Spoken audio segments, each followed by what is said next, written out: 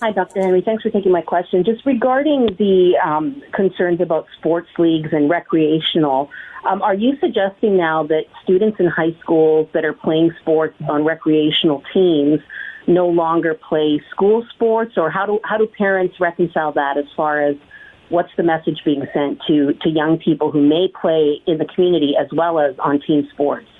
Yeah, no, I think we need to encourage students, and we know that it's really important both in the school and extracurricular activities, but they need to be done in a way that reduces the risk of exposures to large numbers of people. And what I'm really talking about is the concerns that we've seen where there's been some situations where parents have been together on the sidelines, or the teams get together afterwards, and it's not just student sports. But I would say that if you're playing school sports, pick one other sport, not 2 or 3 different events or different activities in the community outside of school.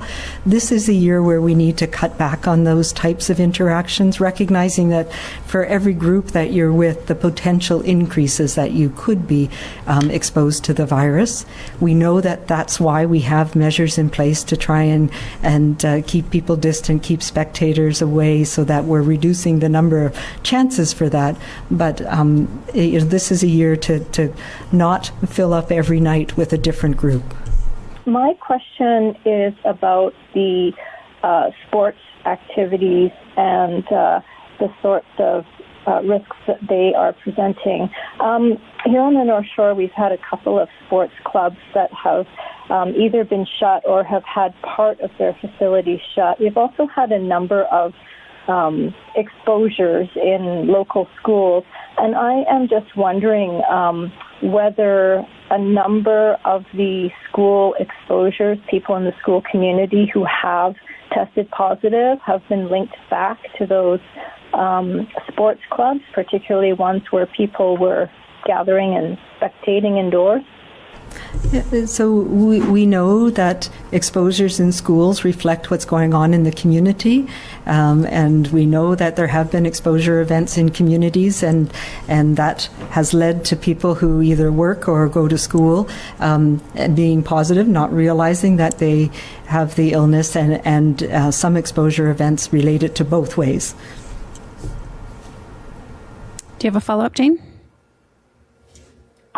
Well, I guess I'm just wondering, we've had a number of exposure events that have occurred, and there is some confusion perhaps as to how many of the positive cases that have seemingly clustered in schools are actually ones that have been transmitted in schools versus ones that may have been transmitted with activities that are happening out of schools but are affecting, students who obviously go to schools.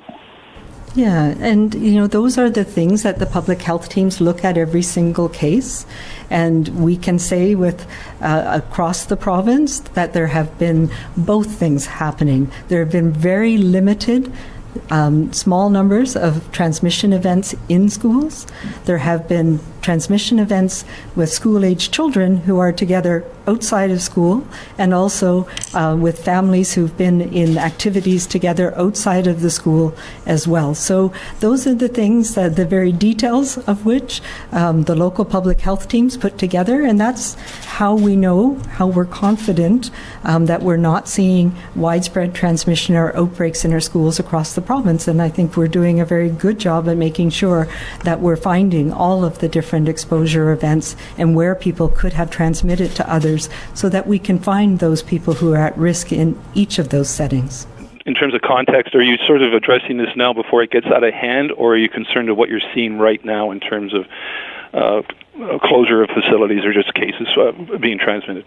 It's more preventive. We've started to see, as some of the community leagues have gotten going again, they do have measures in place, but there's also a lot of enthusiasm for them where we haven't had some of those sports for some time. So it's just a caution to people. We've seen some transmission, particularly in spectators whose children are playing, whether that's indoors in an arena or in a sports field. And we need to step back and remember that even though it's we want to see everything that our child is doing, that this is a time to focus on letting them play and play safely, and making sure that we keep our distance, our safe distance from others, so that we don't jeopardize these sports teams. And also, I'm hearing lots of reports of people being involved in multiple different activities, and this is a time where we need to whittle it down, make sure we keeping our contacts smaller. Pick the one that's important to you and stick with that group of people, rather than having different groups of people that you're playing hockey or ball hockey or soccer with on different days.